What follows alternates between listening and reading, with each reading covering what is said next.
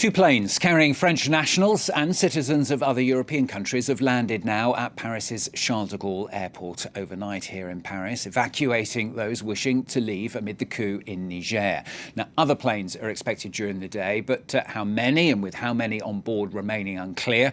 French nationals being advised to go to the international airport in Niamey, Niger's capital, if they want to get on a plane. We're going to talk to our correspondent in just a moment, who's at Charles de Gaulle airport. But before that, let's talk now to Consulting Fellow of the Africa Programme at Chatham House, Paul Melly. Thanks very much for joining us on the programme. Let's talk about that news of the day, if you like, these evacuations, first of all, if we can. I mean, it comes amid, of course, anti-French sentiment from the coup supporters there. I mean, do you assume that will continue? Could also go as far as the French army pulling out?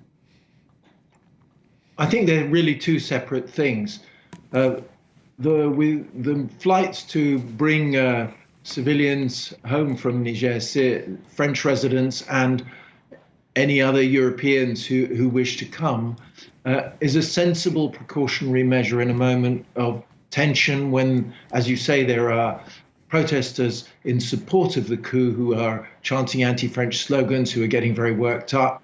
And there's a risk that some people could be caught in difficult incidents or whatever. And you just want to make, if you're a government in any country in the world, you just want to make sure that there's no risk that unprotected civilians might get caught up in difficult situations and find themselves troubled. So that's just a very sensible precautionary measure.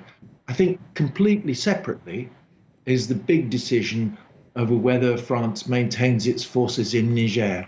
And that is really going to depend on how things play out over the next days and weeks in terms of the internal political situation and particularly the face-off, the tussle, if you like, between ECOWAS, the West African regional bloc of which Niger is a member, and the military junta that has seized control of the country, and whether ECOWAS manages to either push for a reversal of the coup that has left President Mohamed Bazoum at the moment in detention in his palace, or whether there's some sort of negotiated outcome. Yeah, I mean, ECOWAS is obviously very concerned about the development, seeing it not just about Niger, but about the whole region, if you like, after the earlier coups in Burkina Faso and Mali.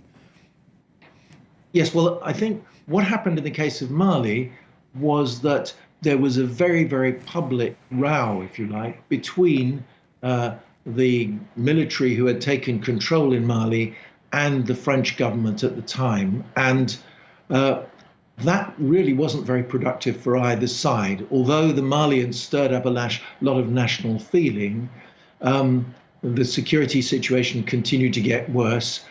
In the end, conditions reached a point where France felt it had to pull out its Barkhane military force. And that ended up undermining the position of the United Nations peacekeeping force in Mali as well, which had depended partly on French protection. So in Burkina Faso, there was a much more calm and polite discussion between the two governments, the Burkina government and the French.